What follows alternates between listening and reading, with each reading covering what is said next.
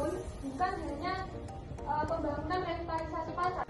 Jadi itu pemerintah itu seharusnya juga menarik perhatian manajemen bagi pengelolaan pasar. Jadi pasar itu biar tertata rapi, biar tersusun rapi, jadi nggak amburadul. Nah, salah satu pasar yang mendapat kebijakan revitalisasi pasar yaitu di pasar Kiwon Tulungagung. Nah, nanti untuk lebih jelasnya nanti akan dijelaskan oleh teman saya. Pasar ini didapatkan implementasi kebijakan revitalisasi pasar nasional di pasar Kiwon diukur dengan teori implementasi kebijakan menurut Grindel.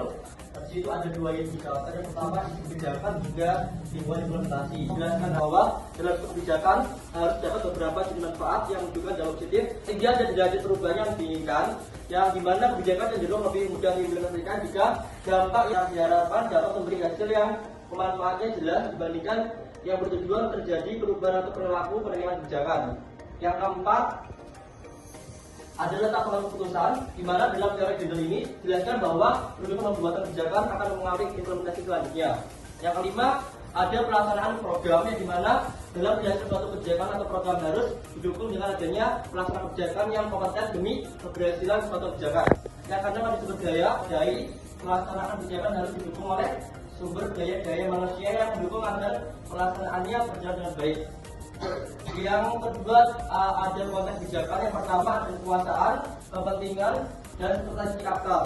Yang dimana dalam suatu kebijakan perlu dipertimbangkan pula kekuasaan atau kekuasaannya.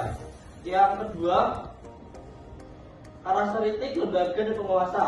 Yang dimana lingkungan dimana suatu kebijakan tersebut dilaksanakan juga berpengaruh terhadap keberhasilannya.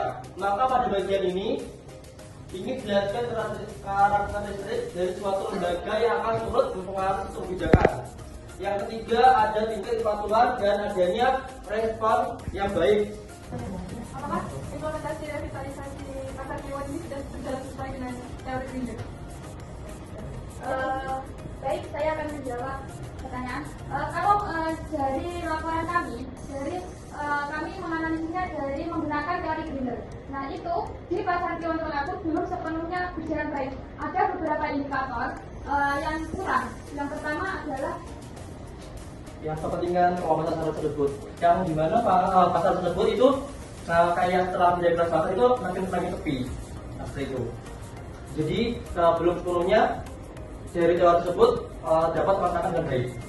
Mungkin ada lagi dari yang lainnya yang ditanyakan. Kemudian saya mau tanya, menurut laporan ini bagaimana efektivitasnya kebijakan revitalisasi pasar? Kalau untuk mengatasi permasalahan seperti kumuhnya atau untuk pasar lebih baik itu sudah dikenakan, karena revitalisasi itu kan kayak membangun sebuah pasar tersebut menjadi lebih baik kan, seperti itu. Tapi untuk kayak ramenya itu masih belum dikenakan, karena setelah menjadi pasar itu kan harganya jadi naik kan, seperti itu. Dan untuk kayak pajak-pajaknya itu juga naik, jadinya pasar semakin sepi, juga banyak kayak ruko-ruko yang kosong, seperti itu. Menambahkan dari jawaban Mas Dedi, jadi kenapa kok sudah direvitalisasi semakin sepi? Karena persaingannya sekarang kan online. Biasanya itu yang jual online dan harganya malah lebih murah. Jadi pasar ya meskipun sudah direvitalisasi pasar tetap kalah sama yang sekarang sistemnya online. Untuk faktor apa yang mempengaruhi implementasi dari kebijakan pasar tersebut? Itu yang faktor yang paling mempengaruhi adalah kepentingan aktor. Dimana kan sebuah lembaga atau sebuah instansi kan mesti ada aktornya. Nah, aktor tersebut kan yang akan kalau ini gimana ya? Gimana pasar ini bisa berjalan baik? Jadi dia di situ tuh sebagai aktornya itu ya dia. Nah, jadi dia bisa mengambil atau enggak. Dan nanti kalau ada kebijakan aktornya yang memberikan ke anggotanya. Apa sih dampak yang didapat dari implementasi kebijakan tersebut? Baik, saya mungkin dampak yang dirasakan itu pasar semakin luas. Luas makan sudah direvitalisasi pasar, terus sudah ada bangunan ruko-ruko yang sudah disekat-sekat, jadi tertata rapi. Sebelumnya kan amburadul ya, ada tertata rapi lah. Untuk dampak negatifnya yaitu tadi tersaingkan sama online, jadi pasar semakin sepi. Ini didapatkan implementasi kebijakan revitalisasi pasar nasional di pasar Kiwon diukur dengan teori implementasi kebijakan menurut Wendel, yang dimana dalam teori tersebut belum sesuai dengan peraturan yang ada.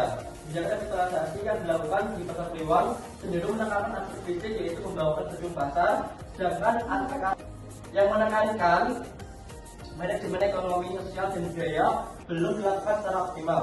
Akibatnya, revitalisasi pasar tidak menambah minat pembeli yang kini pasar semakin sepi.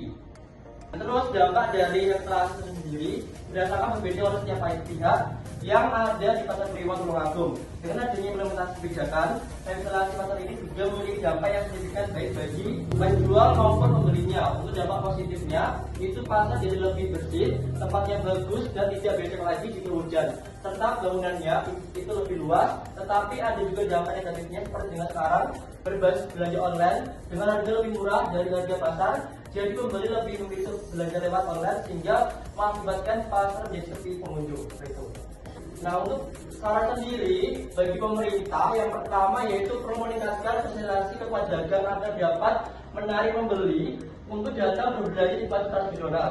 Yang kedua, pedagang pasar dirasakan dapat meningkatkan pendapatannya dengan cara lebih memperhatikan faktor-faktor apa saja yang mempengaruhi pendapatan, terutama modal, jam kerja, dan biaya operasional, sehingga omset dari penjualan tersebut dapat meningkat dan dapat membuat meningkatkan keuntungannya. Seperti itu.